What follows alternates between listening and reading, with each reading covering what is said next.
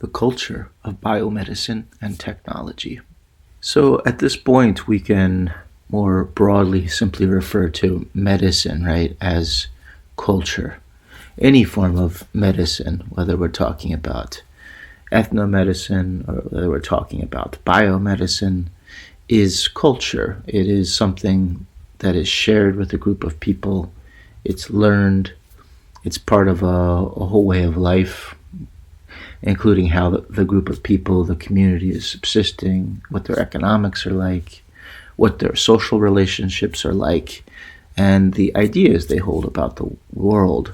Those economics, social relationships, and ideas often form patterns. They often have interconnections, and we can see this in different medicinal systems through the world.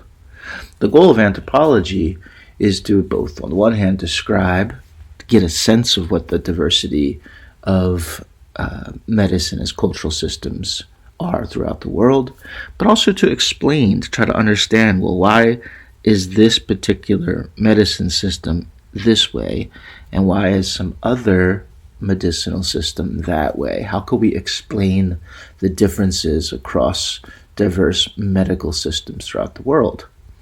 And then finally, we're definitely interested in understanding the kind of philosophy and science of medical anthropology, but we're also interested in applying that, right, to problems. We recognize in this endeavor that there are many problems through the different medicine systems of the world. We would like to understand, how does our knowledge, our research, and so on have use for solving problems.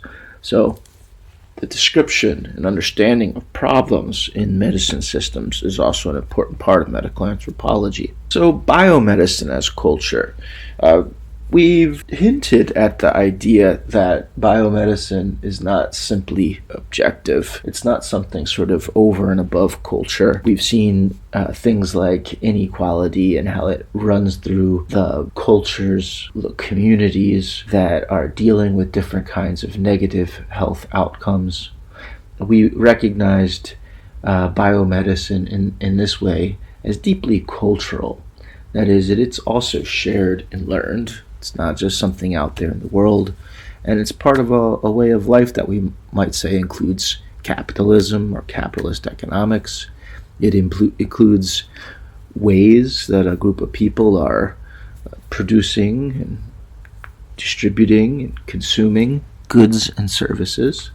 It includes the kinds of hierarchical social relationships, class relationships that we associate with those kinds of economic systems. And it includes the scientific ideas and the sciences that we associate with sort of liberal market economics of Europe and the United States. And to explore this, we can really think about something such as reproductive technology. So reproductive technology as capitalist economics. In this sense, it's like thinking about reproductive technology as tied to industrialization, tied to mechanization. This kind of system to compete in the production of goods and services for profit and financial gain. That reproductive technology is not somehow separate from that, but is interwoven into it. Today we have very high demand among middle and upper classes for reproductive technology services. They're about 15,000 to 150,000 per procedure. In the US alone, we have over 40 private hospitals and clinics that specialized in reproductive services, and economists will estimate that this is a multi-billion-dollar industry, yearly income industry. Part of, in fact, biomedicine is one of the biggest sectors of the U.S. economy. As we mentioned, there's a social organization that develops out of a capitalist economy, and so we can think about a reproductive technology through its social organizational components as well. We can think about, let's say, public research university centers that are dealing with issues around reproductive technology. We can think about their relationship and connections with private corporations in the public marketplace.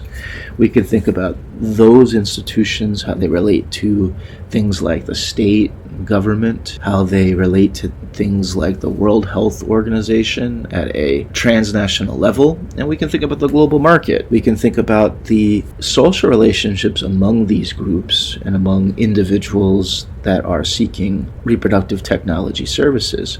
And then we can think about, because of the structuring of this social organization, not all these parties have equal access to power, and so there's a politics, right, of that social organization as well. The organization Society for Assisted Reproductive Technologies is estimating that today this network of service provision is only really meeting 20% of the global market demand. So it's seen as a growing area. The social network of people, the social interconnections of people at a global level is only sort of beginning and still growing, and has a lot of room for further growth in the future. Those are almost macro level ways of thinking about reproductive technology as social organization. You can also understand it, let's say, within the level of a research center or a private organization. You can understand the internal organization and social structure, let's say, of college graduates, researchers, other personnel, and so on. So when we're thinking about reproductive technology, and we're thinking about it in cultural terms,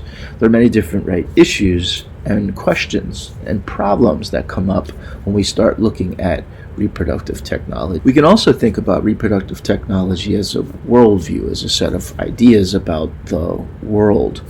And so for thinking about reproductive technology, it's really impossible to separate it from things like just broad genetics knowledge, broad physiological knowledge, broad molecular biology. Right? It's part of this broad naturalistic worldview that uses natural properties and causes for explanation rather than supernatural, let's say, or spiritual ones.